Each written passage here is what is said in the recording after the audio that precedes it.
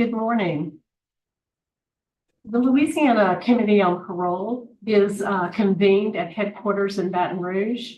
And my name is Jerry Ledoux. To my left is Carolyn Stapleton. To my right is Pete Greenman. On panel today, on staff today here at headquarters, could you introduce yourself, please? Jennifer Parker, Paula Williams, Francis Abbott. Great. And we are hearing a revocation at OUACHITA Parish Correctional. Would the staff there please introduce yourself? Good morning, Deputy Marchand. Nice to have you with us, Deputy.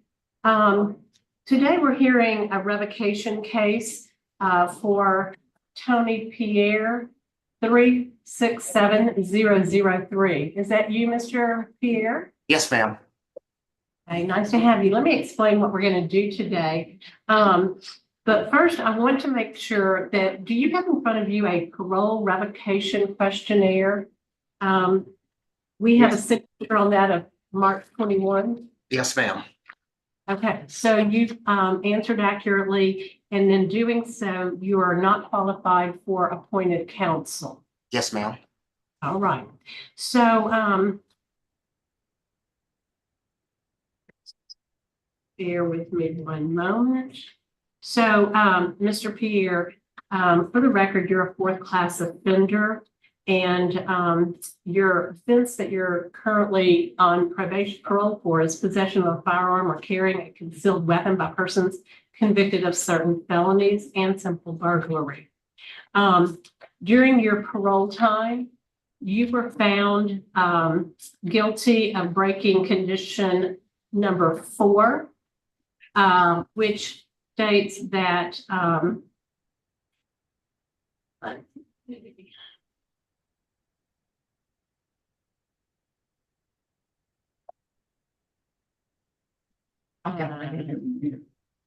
yes, thank you very much. That you were arrested on October 21st, 2023 for committing the offense of domestic abuse battery, 2 counts. And on February 15th, 2024, you pled guilty to an amended charge of criminal mischief. And count 2 was dismissed. So you have also received a protective order during that time. Is that correct, sir? Yes, ma'am, it is. Okay. So, Mr. Pierre, Ms. Stapleton is going to review some of the material with you and ask you some questions, okay? Yes, ma'am. Good morning, sir. Good morning. I don't have any certificates that you completed. Have you completed any programs while you were in there? Yes, ma'am. When I was living in Baton Rouge, I was at PIERRE over there in the halfway house. I completed some classes over there. Yes, ma'am. I stayed over there for like 8-9 months. Okay, what classes did you? Thinking for you got it? Yeah, I got it. Okay. Okay, so we're going to talk about the revocation right now. Yes, ma'am. Just that. Okay, so the revocation is the domestic abuse, okay? Domestic abuse battery that you pled guilty to criminal mischief, right? Yes, ma'am. Okay. The parole officer and everything found probable cause that you actually did do domestic abuse battery, because when the police came, the police report, she had blood on her face. Do you know about that? No, ma'am. I can't. Remember that? Yeah. But she did. She had blood on her face from being hit. It says that your wife, she had blood coming from her nose and blood was on her shirt, and this was her statement that you hit her in the face.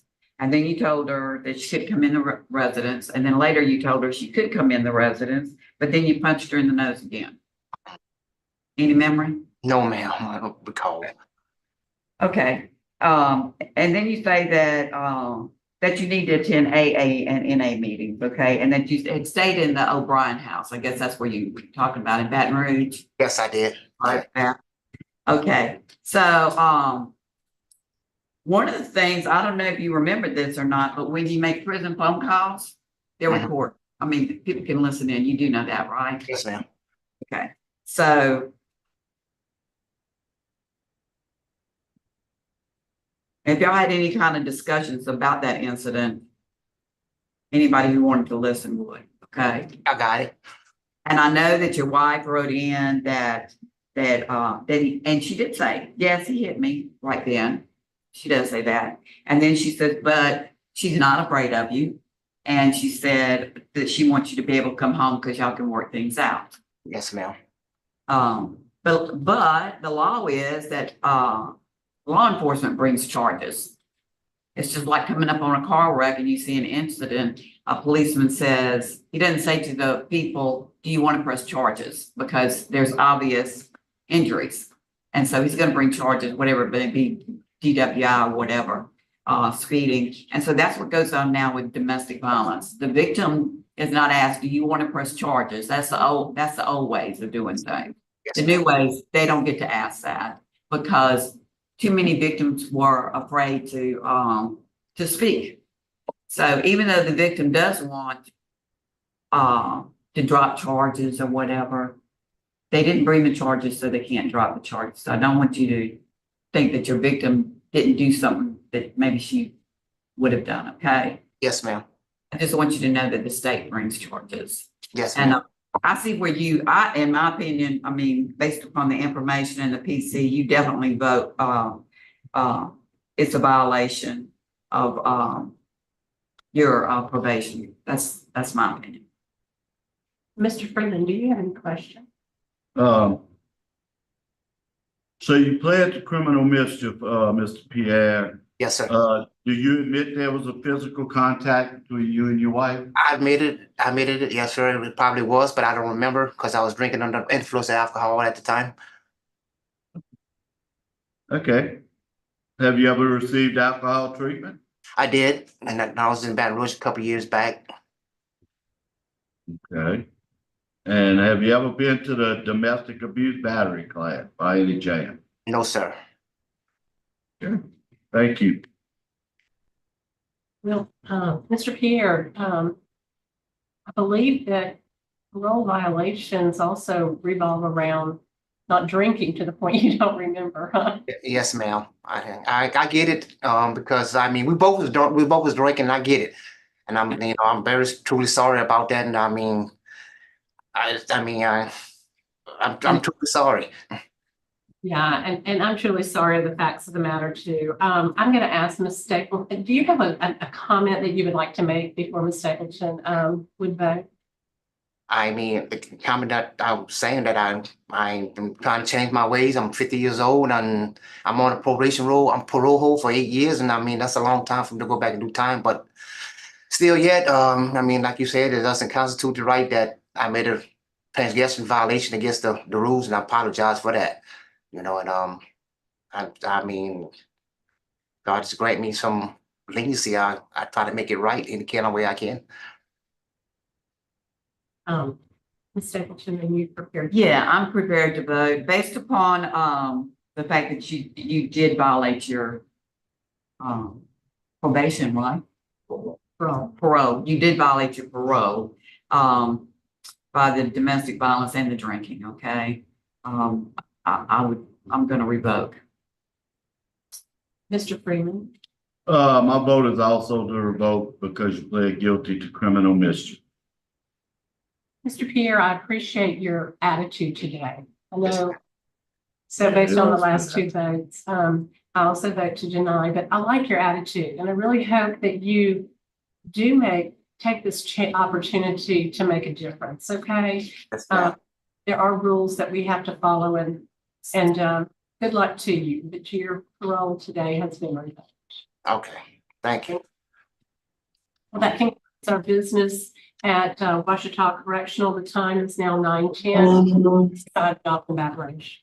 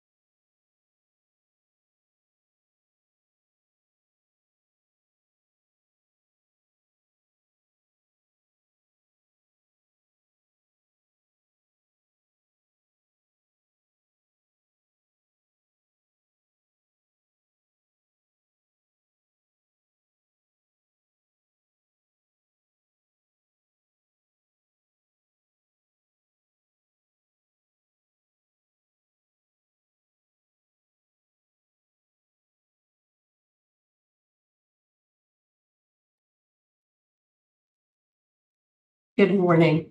The Louisiana Committee on Parole is convened at headquarters in Baton Rouge. The time is now 9:21. My name is Jerry Ledoux. I'm chairing today. To my left is Carolyn Stapleton. To my right is Pete Freeman.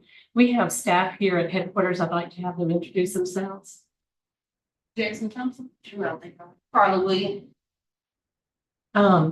And our offsite and remote location is David Wade Correctional Facility. Could I have the staff introduce themselves there? Good morning, Michelle Dozat Warden. Anna Wilson. Thank you, Warden. I'm glad you're here. At the appropriate time, I'll ask for any comments that you may have. Before me today is Mr. Dexter Robinson, DOC number 295450. Is that correct? Yes, ma'am. Please charge the low battery. Ma'am. Is that? Oh, yes, ma'am. Dexter Robinson, 295450. Great, thank you very much. Mr. Robinson, according to your master prison record, you're a fourth felony offender. You're currently serving a 44-year sentence for the attempted first-degree rape. Also, you had subsequent charges of obscenity. It appears you have a parole eligibility date that has passed 8/1/2021, an adjusted good time date of 10/28/2036, and you have a full term date of February 1/2039. Does that sound correct to you? Correct, ma'am. Yes, Okay. ma'am. Mr. Robinson, I'm going to be asking you some questions. At the appropriate time, you also have some people who are joining us via Zoom in support of your release, and we will allow them to make a comment, okay? Yes, ma'am. Miss Tammy Robinson, that's my sister. We have Tammy Robinson and Shamanda Robinson, and your mother will be addressing us, okay? Yes, ma'am. So you were on, I guess probation or parole when you committed the offense of attempted first-degree rape. Is that correct? You were on supervision at that time. Yes, ma'am. I was real young at the time. I really didn't know what I was doing at the time. And I wasn't drinking or nothing. I was just out, saw and I just ran up to her. But as I was young, I just didn't got on up in the age as of right now. Well, like I know better now. Okay. So let's say that you were not totally aware that what you were doing was wrong. Let's talk Right. about your behavior while you have been incarcerated. Do you know how many disciplinary write-ups you have had? You know how many disciplinary write-ups you have? Yes, ma'am. I have 338, excuse me. That's correct. Your last write-up was for aggravated disobedience, January of 2023. Yes, ma'am. Mr. Robinson, Please charge the low battery. Ma'am. That's. okay. I went through your disciplinary record, and I believe that you have the highest number of Rule 21 violations that I've ever seen. And, you know, I don't have to go into what Rule 21 is, you know. Right. And based on your charge, and then for me to see that, have you ever taken any classes? Are you in Madison? Yes, ma'am. I had took, well, as of right now, I'm in sex offender class, Uh-huh. stage 1. But I never finished it out though, And why did you not finish it? because I'm still in it. I had not never graduated out of it. Okay. Still going. So, you know, one of the rules is that you have to complete that for consideration for parole. Right, Okay, correct. okay. And you're still in it, and until you stop committing 21s, you may not be in it for long. So while you were incarcerated, you actually received a charge for obscenity, is that correct? A charge of obscenity while you were incarcerated. You received a charge of obscenity. That's 21. When they charged you. You committed another crime. They charged you criminally with obscenity while you were incarcerated in 2012. As I was, you can hear me? You can hear me? Yes. As I was, doing time, when I first started, I just had a mentality that I just didn't care because I had too much time to get like ahead of me. But as of right now, I didn't have 21 in so long. Cause I prayed, like I prayed on it and asked the good Lord to take the sickness out of my system. I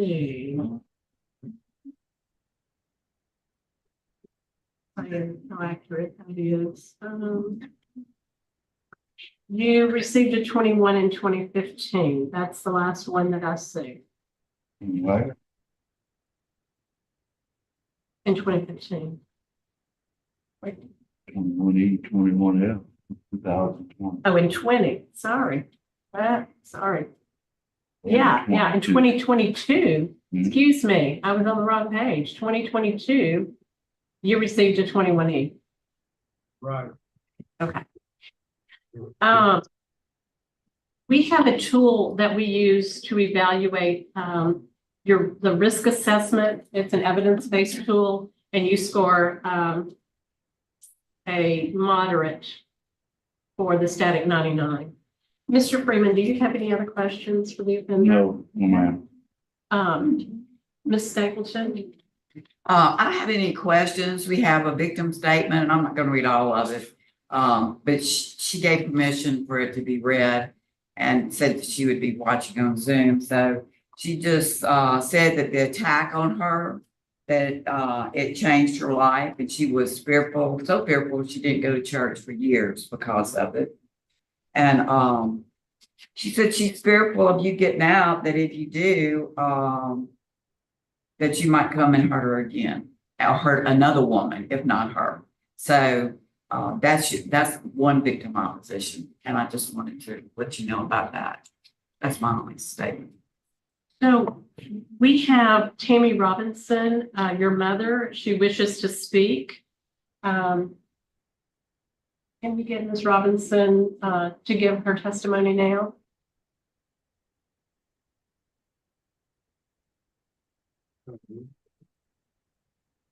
Is she on? She's on and said that they'll mute their mic. Ms. Robinson, if you'll unmute your mic, and if also you will allow us to, turn the camera on so we can see and hear you. And you're welcome to give a 3-minute statement in support.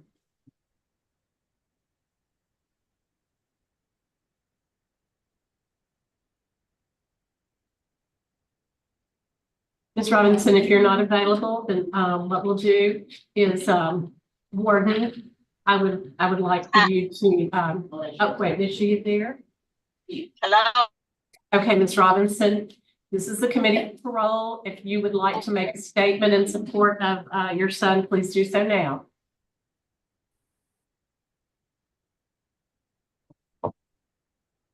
We can't hear you. You got a microphone.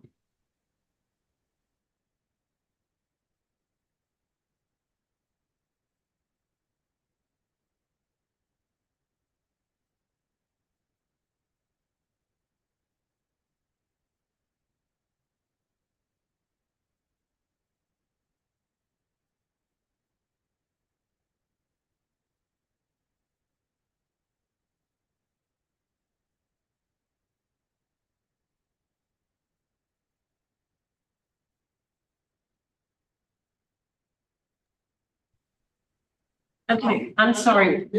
We've been unable to connect with Ms. Robinson. But we do note, that she did attempt and also your niece is in support. Now, Warden, if you wouldn't mind, providing us your input. Good morning. I've known Dexter Robinson since 1999, and although he has improved his conduct record in the last year, I think that Dexter could really benefit from a lot more programming that we have to offer. I don't think that he's been quite equipped with the tools necessary to be able to have the opportunity for success as he re-enters. He is in the first phase of the sex offender program. There's 4 phases total. And he is also on the list for living in balance and victim awareness. He has not yet been enrolled or completed those classes. And I would also, as I spoke with him on Friday, like to see him get some education background behind him, which would be able to benefit him, I think, as he does, when he does get the opportunity to re-enter society. So I think as long as he could get some more tools, he would have a better opportunity to be successful. You have a good advocate in your court there, Mr. Robinson. I hope you take advantage of knowing she's working to make you better. We do have Ms. Robinson now on Zoom. We would like to go to her for her comments.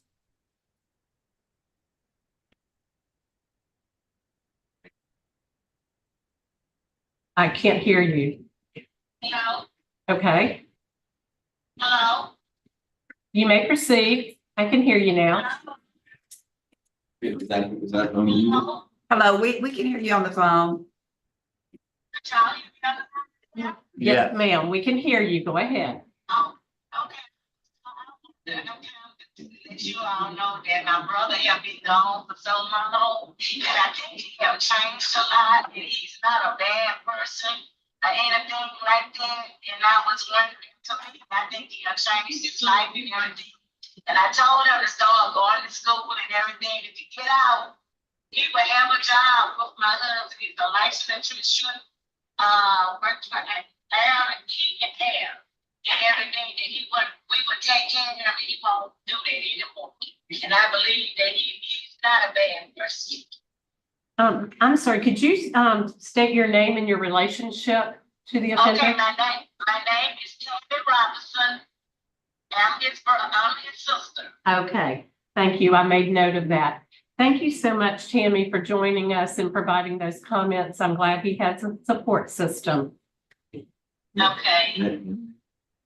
And he's been gone so long, the family, we all been to see him, so. Okay, great. Thank you. And we're going to hang up now. Okay, thank you, and have a good day. Now, sir, Mr. Robinson, Ma'am. would you like to make a statement before we make any consideration?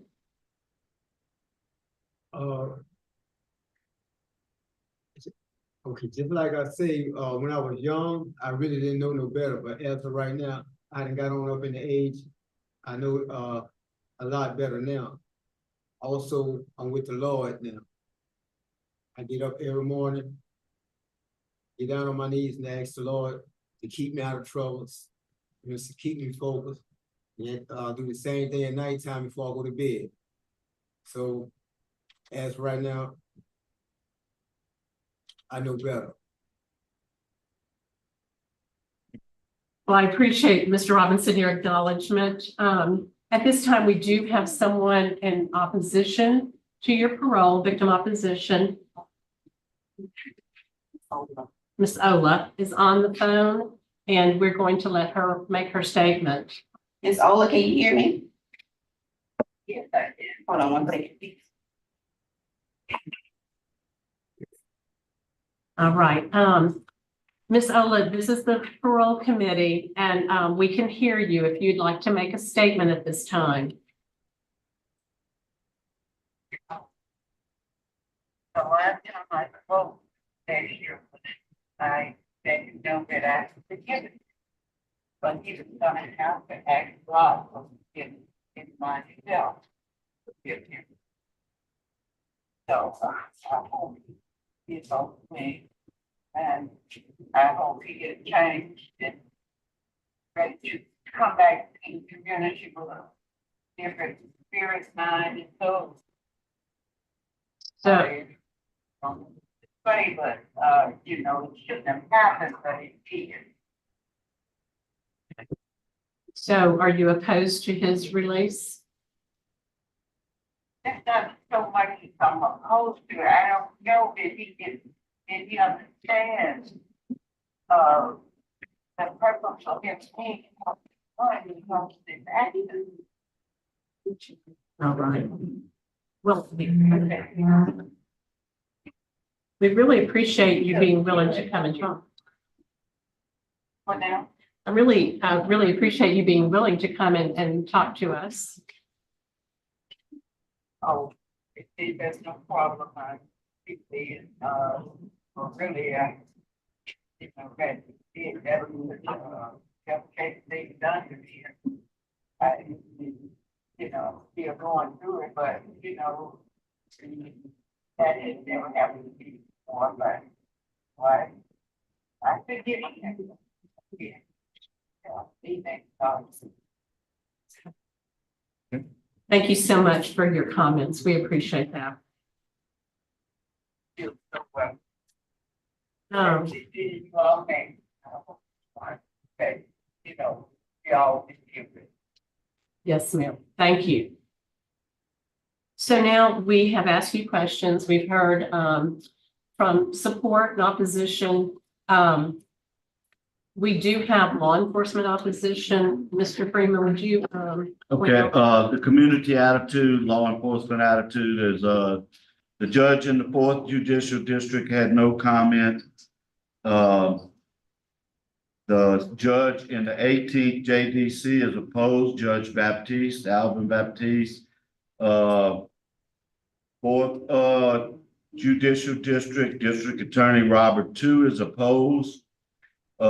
District Attorney Scott Staffy, speaking on behalf of Tony Clayton, is opposed.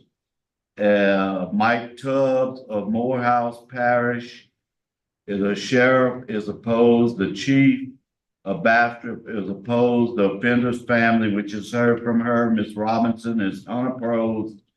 And we also had the victim then back to state. I Thank just you. want to put that in the record.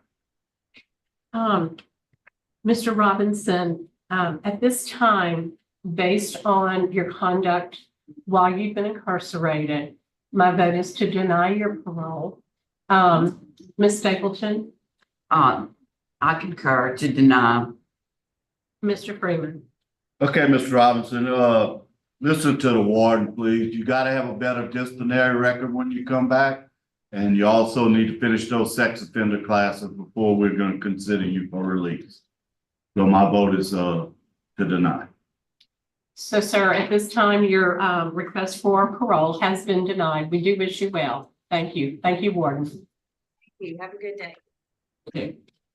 The time is now 9:39 and the Committee on Parole is going to adjourn from this site. Thank you very much. Or to charge the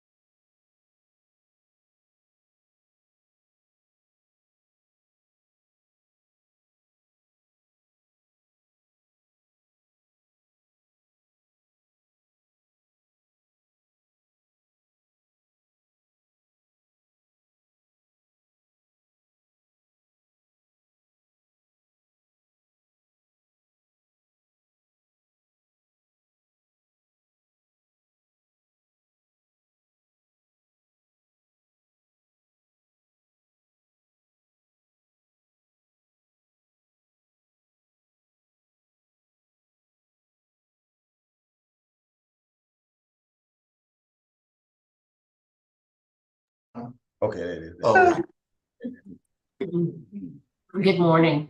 good morning, how you Uh, doing? We're the Committee on Parole. My name is Jerry Ledoux. To my left, Carolyn Stapleton. To my right, Pete Freeman.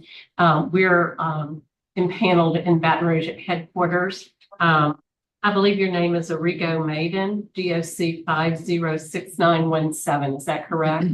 Yes, ma'am. Staff there, introduce yourself and at Madison. Warden Brooks and Deputy Byron Williams. Great, thank you so much. Before we get started, Mr. Maiden, do you have a piece of paper in front of you that shows you answered the questions that you do not have a mental illness, you can read and write, you understand the charges? Do you have a piece of paper like that in front of you? No, ma'am. We're gonna flash that on the screen. I want to verify that that is your signature. So that, do you see that? Is that your signature, sir? Yes, ma'am. Okay. Well, with the answers you provided on that, you're not eligible for appointed counsel. Okay. Today, you are before us due to a revocation, a parole violation. Get to that. Sir, you're currently serving a sentence for contributing to the delinquency of juveniles. And you are so you're a 7th class offender. Yes, Sir, you have been charged with violating conditions 3, 4, 10, and 13. I'm going to read those to you, and then I would like for you to give me a vote of guilty, guilty with a statement, not guilty, or not guilty with a statement. You don't have to provide the statement until we request that, okay? yes, ma'am. Okay. So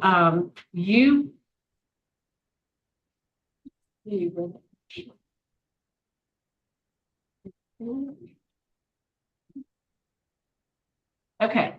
So violation number 3, you were to live at the address that you got that was approved through your parole officer, and you were not to leave the state of Louisiana. There is evidence that says that you've been spending nights at your girlfriend's house in Winsboro, and your sex offender special conditions specifically prohibit this behavior. How do you plead to that? Not guilty with a statement. Okay, get to that later. Number 4, it says you will not engage in criminal activity nor associate with people who are known for criminal activity, and you'll avoid bars and casinos and refrain from the illegal use of drugs and alcohol. You tested positive for both marijuana and meth while on supervision at the Tallulah District Office, January 23rd, 2024. So based on consistency with the test results, how do you plead? Guilty. Okay.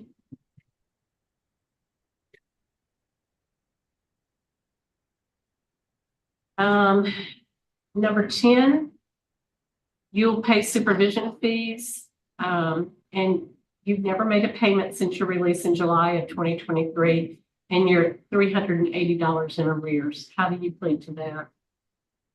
Plead guilty with a statement. Number 13, you have sex offender special conditions. You are not allowed to have unsupervised conduct with children, and you were in contact with Charlotte Hooker's children, ages 8 and 4, at her residence. And she admitted that you did spend the night while her children were home. How do you plead to that violation? Not guilty with a statement. Okay. At this time, I'm going to ask Mr. Freeman to ask you some questions. Okay, Mr. Maiden, how long you been in on, this violation? 3 months? How long you been in jail? Yes, sir. Going on 3.5 months. Yes, sir.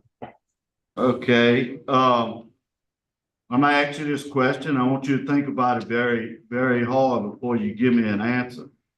You're saying you didn't stay over there overnight, correct? Yes, sir. Well, why would your girlfriend say you did stay over there? And at first you admitted that you did stay there after school when the kids were home. So I never Why told would you say you stayed there if you didn't stay there? I never told him that, sir. I told him that I go over to her house once I leave my address where I live at in the morning time. I wasn't even talking to my parole officer, sir. I was talking to another parole officer. And when he come in, he come in on a conversation late and he was like, "Oh, so you stay with your girl?" I'm like, "No, sir, I don't stay with her."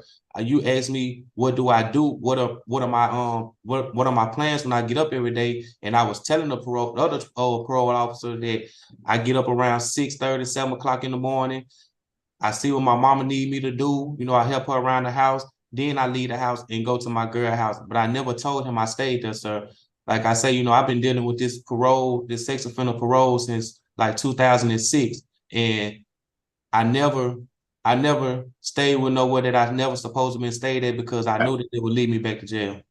Okay, so you saying you didn't stay there. So you saying your girlfriend lied when No, she sir, said, no, don't. This is her statement. She lives at 2003 Wimby Street with her children. I spoke with the girlfriend who advised she lives there. She's also advised that he does spend nights at her residence when her kids are present. So that was not a true statement. No, sir. So she just dreamed you were sleeping there. No, The sir. truth set you free, man. I understand what you're saying, sir, but I know that I wasn't staying there, you know. Okay. All right, well, we're gonna move on. All right, what about the drug test? You said you did test positive for meth and marijuana? Yes, sir. Okay, you get any help for that? Have you tried to get any help for it? At the time I didn't, sir, but I would like some help for it, you know, because like I said, I came home and I got on the wrong path, hanging around people that I thought was my friends that wasn't, and it led me to doing drugs, doing something that I knew I supposed not to been doing.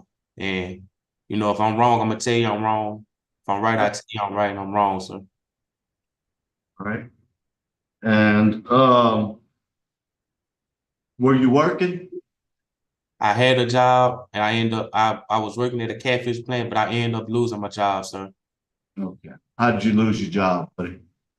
Me and another coworker had a misunderstanding, and by them, I was working around people that was already incarcerated in jail, and by me having a misunderstanding with another man that I was having problems with in jail that was working there, they ended up letting me go. Okay. I have no further questions. Ms. Stapleton, do you have any questions? I have no questions. Mr. Freeman covered everything I would have asked. Okay, so do you have the statements that you would like to make? You pled not guilty with the statement to both the first and the last violation. Tell me what your statement is. I plead not guilty to the not paying, you know, like I say, I was too busy chasing drugs. The reason that I didn't pay, and I know that there's no excuse for it because I'm a grown man, and I'm just asking, you know, if y'all can find it in y'all heart to give me another chance to go home and do the right thing, because I have some people that's willing to help me now. You know, I have my mother on here who was a witness that can tell you that I was staying at home, and she's gonna help me, and my sisters, and my father came back into my life and he's willing to help me keep it paid until I find me a job to take care of my business as a man.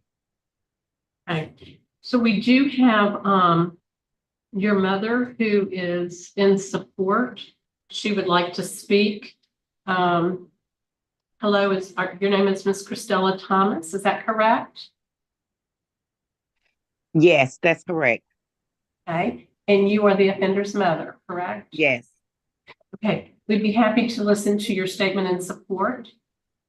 Yes, in regards of him living, yes, he lives here at 2908 at my address. He has never stayed anywhere else. And I have never spoke on his behalf because I believe in when he's wrong, he need to do what he had to do to correct his wrong behavior. And I mean, I never, out of all these years he's gotten in trouble, his PO them would tell you, I have never held him up in his wrongdoing, and I would never hold him up in his wrongdoing because all I want him to do is be the man that God designed him to be and not to be out here on drugs or doing anything that's illegal. Just do the right thing. But as far as him living with someone else, that didn't happen. And Miss Charlotte, she was trying to get in, but she called in on the Zoom line too late to get connected. And I didn't know if I could have given her the number to log in with everyone else without her speaking to the young man that I spoke with. So. Well, we appreciate you being willing and able to visit with us today. So we have reviewed your parole violations, listened to your statement, and I think at this time we would be prepared to vote. Mr. Freeman? Okay, do you want to make any further statement before we vote? Yes, I would like to say this too, sir. I was out 6 months, you know, and every time that my parole officer seen me, he seen me at my address. And the last time that he come to see me was in January, the beginning of January, and I had left the house. And once he got in touch with me, I told him that I can come back. He told me, no, I will come where you was at. So I let him know where I was, and he came to me, and he was like, I'm gonna put an ankle bracelet on you to see what do you have going on. I was like, sir, I don't have no problem with that. And he was telling me the next week to meet him in Tallulah at the probation and parole office to get the ankle bracelet. And that's what I had came to Tallulah for, to get the ankle bracelet put on me. And the man put the ankle bracelet on me, and then he come out with these accusations that I was staying somewhere else. I felt like if you feel like I wasn't staying at my address, then you would have locked me up when you seen me, sir. You see, when you came to see me, instead of having me to come to Tallulah to get an ankle bracelet put on me. Like I told him, I don't have no problem with wearing an ankle bracelet, you know. I still don't have a problem with it or getting some help. I don't have no problem with none of that, you know, because I've been doing this jail time all my life, sir, and it's not helping me. You know, I feel like, you know, I know I can do better and I deserve better, you know. That's all I gotta say, sir. Okay, all right, I'll vote first since I did your case. Maiden, I'm sorry, I don't feel it. I think you are around those kids and you pled guilty to using drugs. You know the rules, so my vote today is to revoke. Stapleton. I agree with Mr. Freeman for the very same reasons. You know, you had 4 violations and you pled guilty to 2 of them. My vote today is to revoke your parole. And I do hope that you get a chance to take some classes and do better this next time around, okay? So today your parole has been revoked. And that concludes our hearing there at the Madison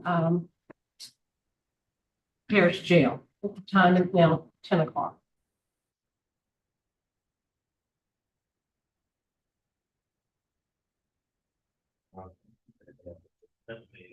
Okay.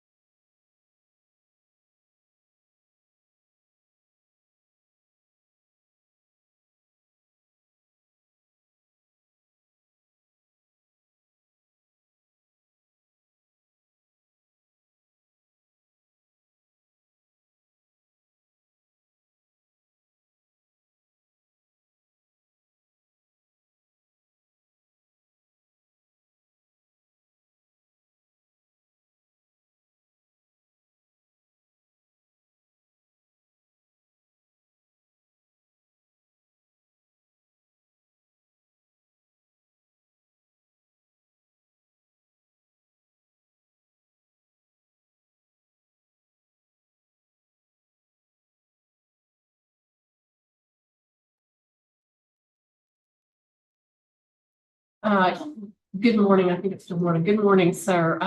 You're before the Louisiana Committee on Parole. To my left is Carolyn Stapleton. To my right is Pete Freeman. And we're going to be doing your hearing.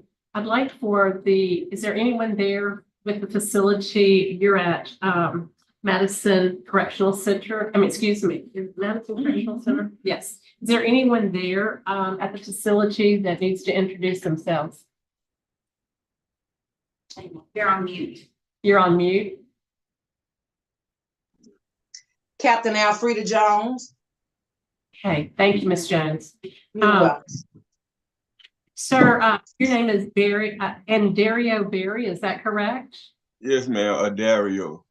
ADARRIO. Would you please give me your DOC number for the record? 506-511. Okay.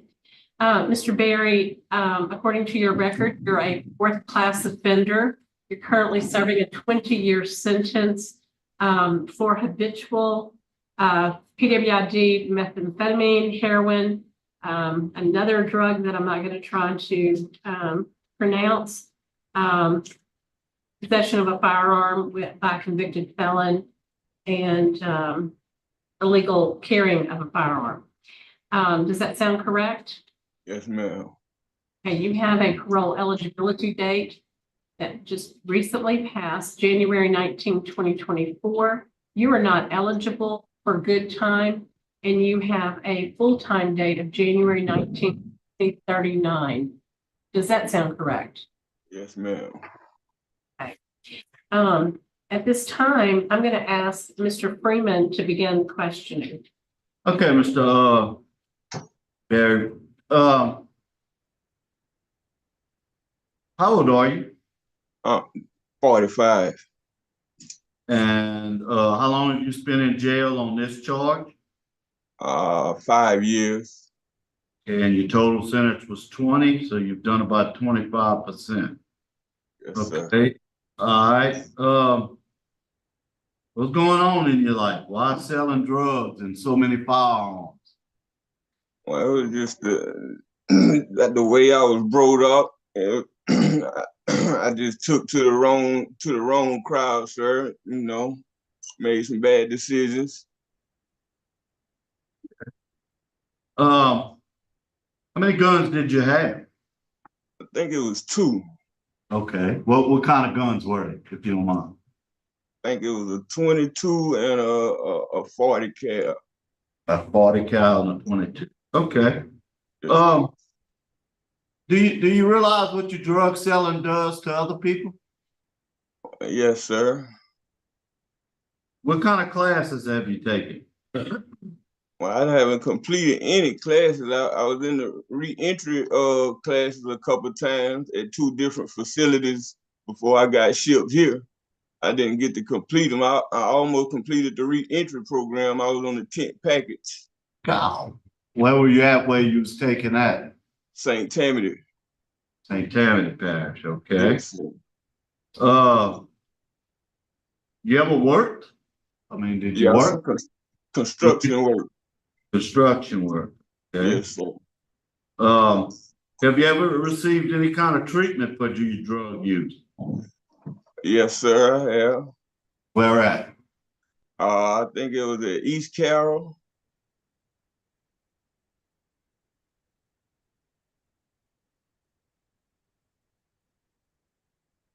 Okay. I see you have 5 children. Yes, sir. Okay. Do you have contact with your children? Yes, sir. Okay. About how often do you have contact with them? I try to talk to them once a week, sir. Good. Once Good. a week. Okay. See, you had a bad time while you were on supervision. What was the matter when you were on supervision? Why you kept getting revoked? Counted 5 times. It was the drugs, sir.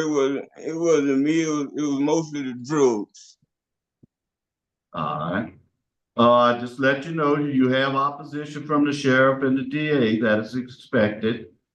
Where are you going to live if you get out?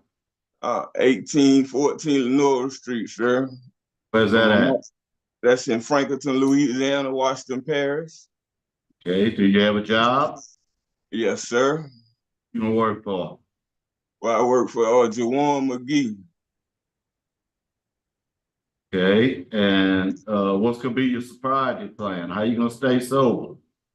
Well, sir, I'm gonna try to be around positive people that's sober, sir, and church-going people, and get rid of the old crowd. I know I can't hang around my old crowd. So anything to keep my mind focused on positive things, and anybody, but my children gonna do a lot of that, sir. They gonna keep me alive, cause Okay. they. Okay,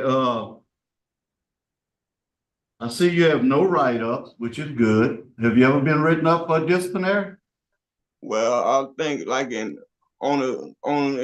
07, I think I had a disciplinary Okay, writer. that's all right. That's okay. No, I'm talking about recently, within the past 3. Oh, no, sir. I didn't No, see any. Do you have your GED by any chance? Have you ever gotten your GED? I completed high school, sir. Great. Okay. All right. I have no further. Stapleton, do you have any questions? You know, I just note that you have an extensive criminal history, and I think Mr. Freeman, once again, I mean, he's covered all the bases for me, so I don't have any. Yeah.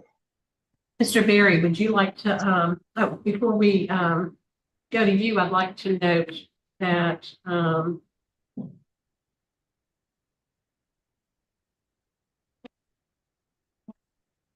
consider list. Okay, there's no one here in support. So would you like to make a statement on your? I just like to say I made a lot of bad choices when I was younger, ma'am, and now I see that how it affected my family and my kids.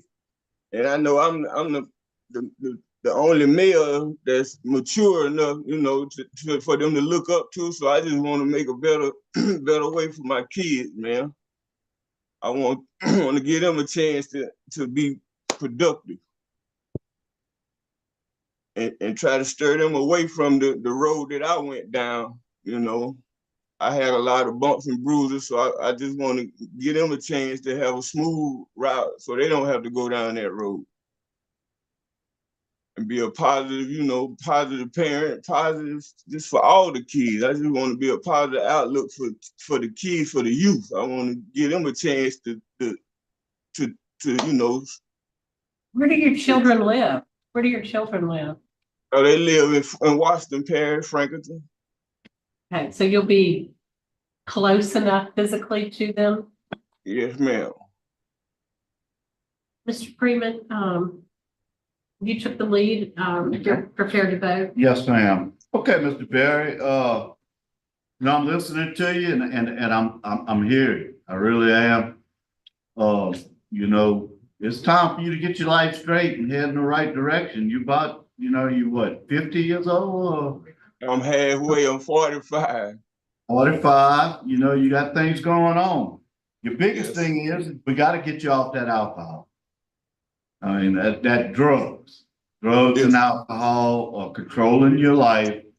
And I don't think you'll ever straighten up till you get off of them. So what my vote is gonna be today is I'm gonna deny, but I'm gonna ask them to move you to a place where you can have a DOC treatment. And upon completion of that, reapply as soon as you can. Okay, we'll send you the paperwork. Okay. Ms. Stapleton? I agree with Mr. Freeman, and I agree also with his treatment plan that he wants to see you get better so you can have that good life, and so do I. Yes. Yes, ma'am. Mr. Berry, when I reviewed your record, I was concerned you've never been, or not recently, in DOC custody. You've been in some other facilities, but I'd like for you to get some significant treatment. You're on the right path.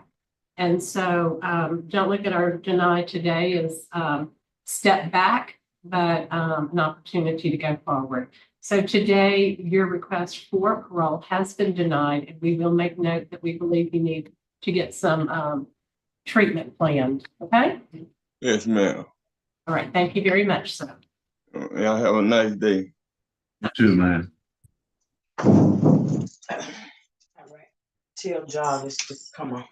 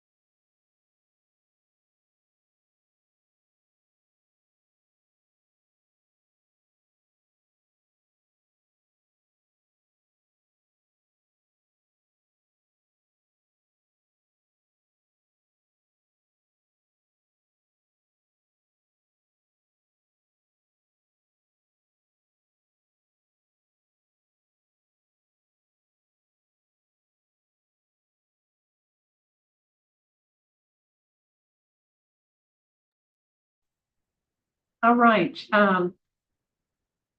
You're before the Parole Committee. Ms. Stapleton's to my left, Mr. Freeman's to my right. I'm Ledoux. Is your name Carlos Jarvis? Yes, ma'am. How y'all, good morning. How y'all doing? Good. Could you give me your DOC number, please?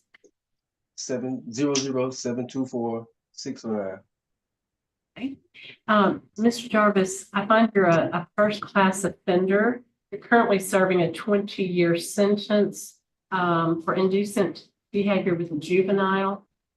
You actually were on probation and you had multiple violations, including positive drug screens. You have a parole eligibility date, July 1st, 2024. You're not eligible for good time, and you have a full-time date of November 4th, 2037. Is that correct, according to your understanding? Yes, ma'am. Okay. You're gonna be answering Ms. Stapleton's questions first, okay? Yes, ma'am. Thank you. Hey, Mr. Jarvis, you have a parole violation. And on it, you broke just about all the rules you could. Tell me if I'm correct with this, okay? You didn't keep your GPS monitor charged. Is that true? Yes, ma'am. I was working. Okay, failure to stay at the listed residence, a positive drug scheme, failure to attend sex offender treatment, providing falsified sex offender treatment attendance records. In addition, the subject did not pay the court ordered fine. Is that right? Yes, ma'am. That's what I was wondering. So, you know, you're accused of, well, you've been convicted of indecent behavior with a juvenile, a young juvenile. But I don't, because you haven't had those classes, and I see here where I believe you wanted the classes, is that correct? Yes, ma'am. Yeah. And I see Thanks. here that you Ma'am, can I listed. say something? Uh-huh. He has been taking some classes on, we have tablets here, and he has been taking some classes, but I hadn't got all his certificates off of there. But as soon as I can get them off today, I will email them to you all. Has he finished sex offender classes? Yes, ma'am. He has done 280 some classes. He got 200 some 80 certificates in different things like jobs, different kind of jobs, construction, truck driving and forklift and some sex abuse classes. Sexual harassment and stuff like that. But I could get them off and get y'all email and send y'all copies of them. Yeah. Because it's gonna take me a minute to get them off. Mr. Jarvis, do you feel like there's a lack of program there for a sex offender, like a sex offender class? Yes, ma'am. So you did take those classes? Yes, ma'am. Okay. All right. That's good. What victim awareness? Do you understand what your victim may be feeling after something like this? Yes, ma'am. Okay. You know, some people say, well, it's like a car wreck and you see total devastation. And everybody walks away and you think, okay, great, everybody's okay. But then later on, they die from internal injuries that people couldn't see. Well, when you're a child and you're a victim of sexual molestation, you know, your total innocence was robbed and your trust in people that you thought was a trusted individual. Yes, ma'am. And that's something that just sometimes never comes back. And that is the major cause of being the victim of a sexual molestation. I wanted to read here what the district attorney has to say.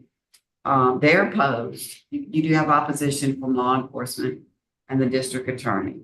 The offender received the benefit of an extremely generous plea agreement, but cannot apply with the special conditions of his probation. We believe this is indicative of how he would act if released on parole. Furthermore, we do not believe he has served near enough time for the trauma he inflicted upon his victim and the family. His sexual predator is where he needs to be.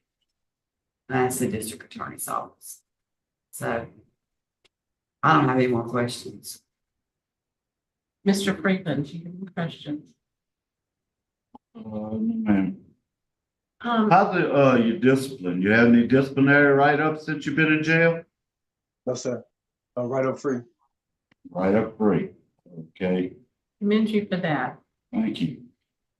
I'm just curious, I need to know, how many children do you have, biological children do you have? I have 4, 3 girls and a boy. 3 girls and a boy. Ma'am. And how old is your youngest? My boy, he's gonna be 5 next month on the 15th. Okay, so, and you've been incarcerated for 4 years? 4.5 years? 4.5. You really haven't gotten a chance to know him yet. No, ma'am. But I have talked to him like on the wall phone, like he's been hollering, he just started calling me daddy and he's just starting to get to know me.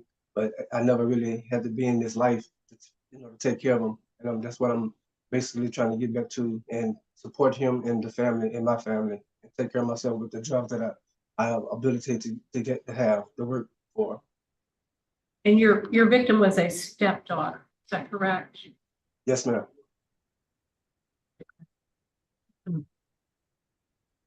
So I like what you're saying. Do you have anything else that you'd like to say?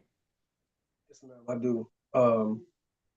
Okay, by me being here, I had came here to this facility in 2019, and like you guys say, I never had any write-ups. I've been write-up free. I've been staying out of trouble. I don't get into any type of bad environment, trouble, none of that. You know, I stay out the way, and I do anything just to get back to society to help my family. And I lost a lot of family members since I've been down, and that took a lot of pain away from me. You know what I'm saying? And I feel like I can get my people back together, and by me getting back in their lives and my kids' life, my family, I can support them better, and not let anyone down again, like coming back to jail.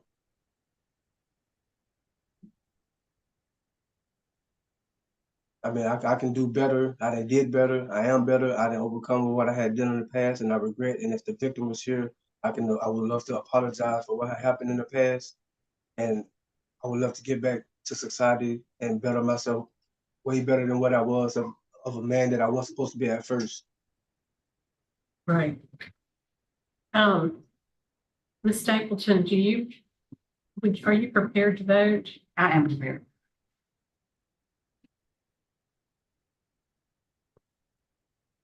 My vote is to deny. Based upon, you know, when you were off the last time. Yes, Um, participants. Oh, I am so sorry. I am so sorry. My apologies. I have with us Miss Lanisha Karina. You are the mother of his son, is that correct? Yes, ma'am, I am. Okay. And what would you like to offer to this decision-making program? I would like to add to the decision to the point where he's not a threat to society, okay? He's been out his son's life for like almost 5 years now. My son's going on 5 years old. He had autism. He needs his dad. He always asking for his dad. His auntie right now can't be with us because she had open heart surgery, and he helped out with his auntie a lot. And they really need him. Like, they really need him. His son need him the most. He have talked to his son, but my son don't really know him like talking about. How many children do y'all have together? We have one son together. Was there anybody at the facility that would like to make a statement? Jones? No, ma'am. Okay. Is the daughter gonna be around him when he comes to be with his son? No. She's moved? That's two different parents. Okay, I'm sorry. I'm sorry for the confusion. I understand. Okay. So we have a vote by Ms. Stapleton for denial. Mr. Freeman? You know, Mr. Jarvis, I think you're on the right track, but I think you do a little bit more time than 5 years for the crime that was committed. So my vote today is going to be to deny. Mr. Jarvis, I concur. My biggest hang up is your revocation. I mean, you failed to show any desire to follow the rules. And you have impressed me with your disciplinary conduct while you're incarcerated. That's to your credit. I would hope that you would get some more programming in the area of sexual victim awareness. So at this time, my vote is to deny. So you've been denied today, sir. Thank you.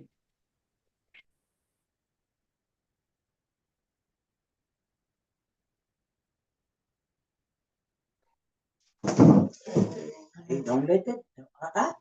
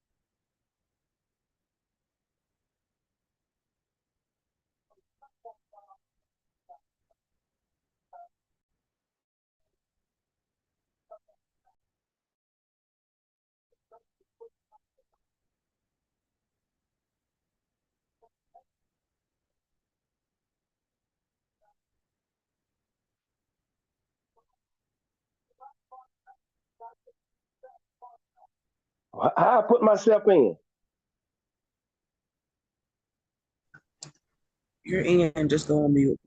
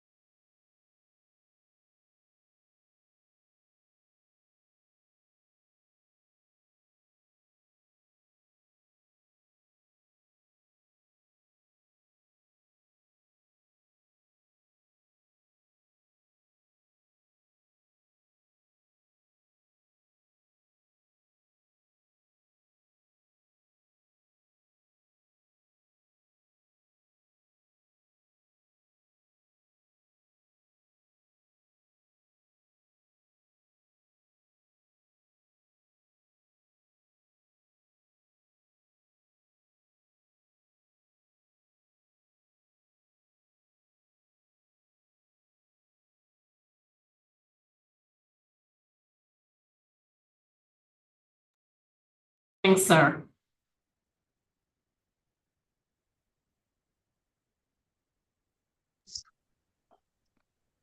All right, well, mute it. All right. Sir, please state your name and your DOC number for the record. My name is Gregory Smith. DOC number. 762-007. You enjoyed saying that 007, didn't you? Lost on me. Sir, according to your master prison record, you're a first-class offender. You are currently serving a 13-year sentence for indecent behavior with a juvenile. You have a parole eligibility date that's passed. It was November 16, 2023. You're not eligible for good time, and you have a full-time date of July 18, 2032. Is that information correct according to your knowledge? Yes, ma'am. Okay.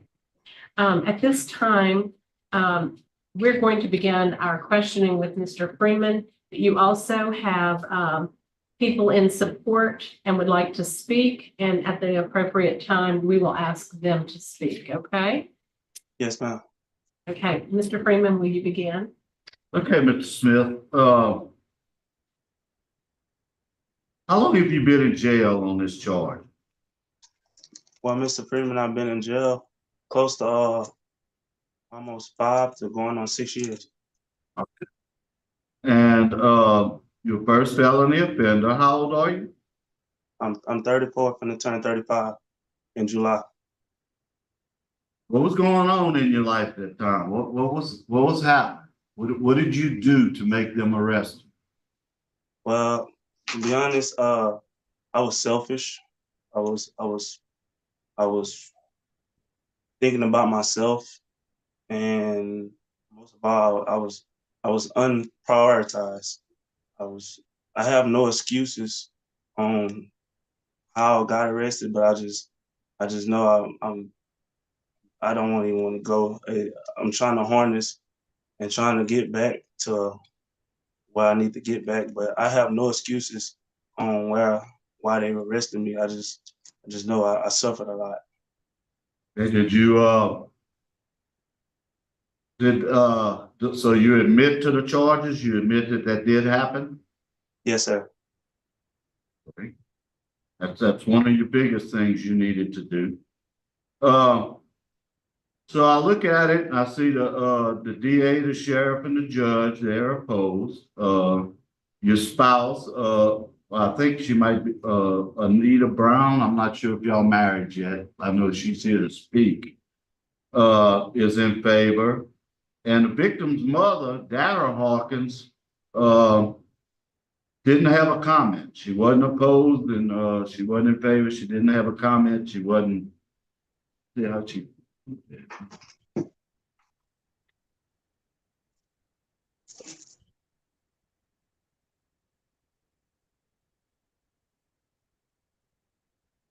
The victim's family is unopposed. So that actually the mother said she was unopposed. I want to get that straight for the record. Okay. What kind of classes have you taken since you've been in jail?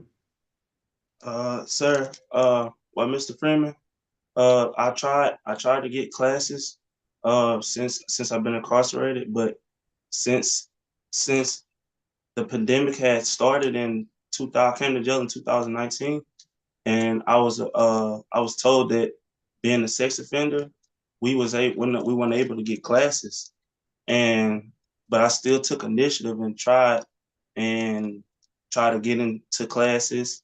And when I was at Winsboro, I was a mentor. I was a mentor for programs. I was helping people with their GD classes. I participated I was also a dorm rep for certain classes like the CTP and victim awareness. I was helping, but I still took initiative because I didn't want to make no excuses like why I couldn't and why they tell me one thing that I can't do. But I know, like, I tried. I really would try. I would try, and they let me be mentors. And while I'm incarcerated now, I did do some type of classes. Well, some classes online that they provide on the tablet, and I completed like a couple of them. So I know it might not be as big as what y'all want, but I still try to take initiative and try to get something out of it. He also has some certificates on the tablet. As soon as I can, y'all, like I said, if y'all give me an email, I'll send them to you all from the computer because I can get to them now. Okay, well, we have the DOC certified classes. So the ones that they get credit for. All right, let's move on. Where are you going to live at if you get out? I'm gonna be staying with my grandmother. Her name is Dr. Margie Walker. I'm gonna be staying in Bossier City in Louisiana. That's 4518 Benton Road, Louisiana. I'll be staying with her. And she's like the most important person to me because she always tell me, no matter what, don't make no excuses. As a young man don't make no excuses. Stay productive. Okay. You had any problem with drugs when you were on the street? I had this one time. I don't make no excuses, but I did get incarcerated. I had this one time I had marijuana on me, and I didn't think nothing big of it, but I did get incarcerated for having marijuana on me. I think it got thrown out because the guy that I was with, he ended up taking, that was his charge. Okay. And I do want to note that Miss Chandra Walker, I think she works with Target, has sent us a letter saying that she would counsel you if you were released. Yes, sir. I have no further questions. Ms. Stapleton? Morning, sir. I see where, am I correct? The victim's mother and you have a son together. Am I correct with that? Yeah, yes, ma'am. We have a 6-year-old son who's autistic. His name is Graydon Earl Smith. Jr. And he's my world. Like I said, I had my life together, but I was also a great father. I was a What good about father. Victim, tell me about that. I mean, she's gonna be there. How is that working out? Well, for the victim, for us, my stepdaughter, I opposed that. I'm so sorry. I feel like I really let her down as a leader and as a father, somebody. I really let her down, and I'm so sorry. And I genuinely suffer from it every day because there's somebody that looked up to me as Right. as as a role model, Right. and here I am incarcerated, and I don't have no excuses. I really just tell them I'm so sorry, and I try every day. That's why Dr. Walker, Dr. Target, I'm getting treatment for the rest of my life because if I can do it, I want to see a better me, not just for me, but for my son and for other individuals that be in my situation as well. Okay, so the mother and the daughter, they're getting counseling, right, as a result of this? To be honest, I wouldn't know, but I know the mother, she was telling me that that Grace Genesis has just finished I forgot what the name of it is, but she just finished something to go forward and she was telling me how I would tell her mother, because I'm still the father of Graydon, and I would tell her that I'm finished and I'm taking classes to get you know what I'm saying, to get back in life and prepare myself for society as well. And so I understand. Okay, so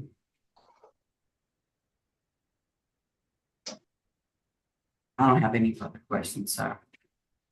Okay, at this time, we do have Miss Anita Brown, who is your fiance, and she would like to speak in support. You have about 3 minutes, Ms. Brown, to address the board. Good morning. Can you all hear me? First of all, thank you so much for giving Greg this opportunity. I've known him for over 15 years and have been his partner for about 5. I can honestly say that I have seen a change in him over time, the way that he thinks and his mindset as well. As he said, he did attempt to take classes, and I did try to help with that as well, but was told that there were no classes due to COVID and he was on a wait list, and then that he wasn't able to take classes. So he really did attempt, and I tried to help him as well. But despite that, he, as he stated, took on the responsibility of being a dorm representative, a mentor to others, and all the other roles that he was blessed to serve in. Excuse me.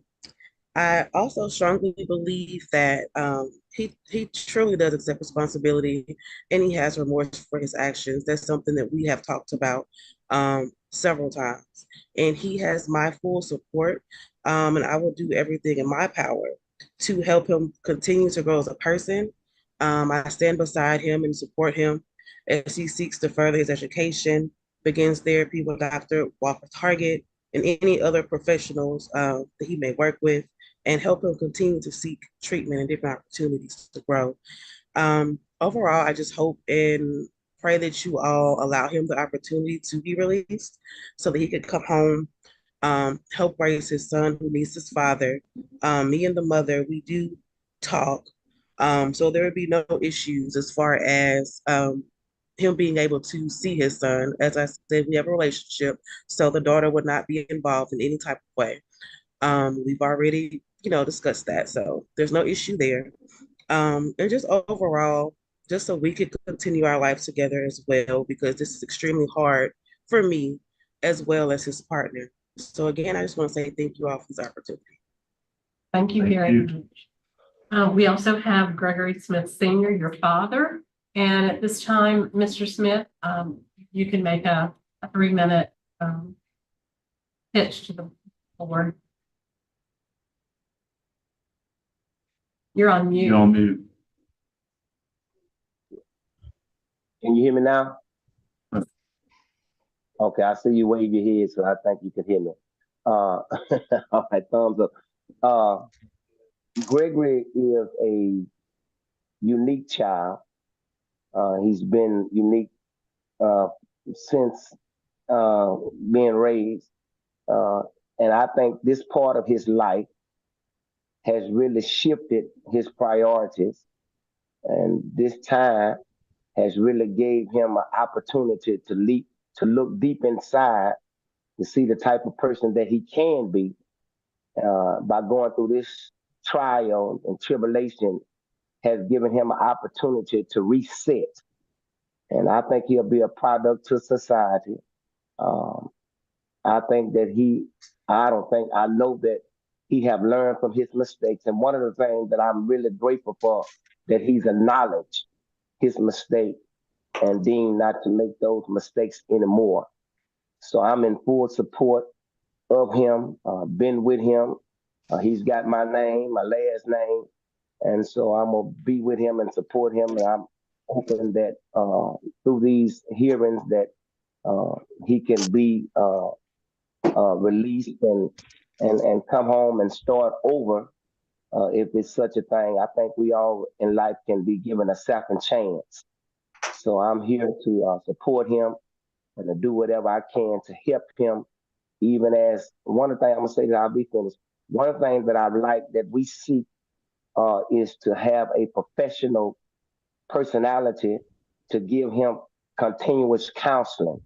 Even after being released, he will get with that person and they'll schedule time throughout the course of the week that he will meet. But that's one of the things that I'm really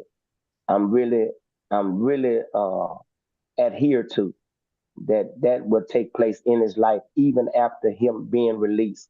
So I'm hopeful and prayerfully that you all will consider him to be released. And I'm grateful that I had this time to speak with you all. If you don't mind, I'd like to ask, do you have any contact with your grandson, his son? Well, I haven't, because they moved from Louisiana, and where they are located at now, I have no correspondence with him as of now. I talked to Graylin maybe about 4.5 months ago before they moved to some part of Texas. And I reached out and then have not got the contact. I didn't know that my daughter-in-law had the contact, but I'll get the contact from her because that's still my grandson. And I still love him and I want to be a part of his life as well. So I'll get that information, but I have no direct contact with him since about 4.5 months when we was talking. I was in his presence and we had a joyful time. And yes, ma'am. Well, I appreciate you being here, both you and Anita. So at this time, Mr. Smith, do you want to have a closing statement to the panel before we vote? Yes, ma'am. To the governor who allowed me to come forward, I'll just tell him thank you. And to Mr. Freeman, to both of you young ladies, I just want to tell you I thank y'all for letting me voice this and tell y'all how much I really appreciate it. And I'm very well. I'm trying and I apologize for everything. Hopefully I can make everything right by going back to participating in my treatment. Very much. Mr. Freeman, you began our questioning. I'd like for you to go ahead and start with the vote. All right, Mr. Smith. First off, I think you got a good head on your shoulder. I mean, you're thinking clearly. Everything you say makes sense. You got good support at home. And I'm not trying to disappoint you. I'm just telling you, I need you to go take those sex offender classes. I am going to get you to a facility where you can take those classes. And the minute you get finished, you reapply and come back to us. Because I would like for you to have those classes before you get out. It's our counseling in prison. Yes, Okay? sir. Ms. Stapleton? Well, I agree with Mr. Freeman, and he's got a wonderful suggestion for you. Your victim needs to know that you've done everything that you can do so that this doesn't happen to another child. So, I agree with everything, and right at this moment, I vote to deny, but like he says, we want you to be able to get the classes that you need. And that's my vote to deny at this time. Sir. Mr. Smith, I concur with my colleagues. So you have been denied today, but you are on the right track. Did you have any disciplinary write-ups since you've been incarcerated? I never had a disciplinary write-up. I wanted to commend you for that as well. I didn't see anything in the record. And thank you for your good behavior while you're here. Sir, at this time, you have been denied parole, but we will ask that you are moved to a DOC facility where you can have the appropriate sex offender treatment and encourage you right back. Thank you. Thank you very much. So this concludes our hearings today, and we're going to close out, and it is now 10:53.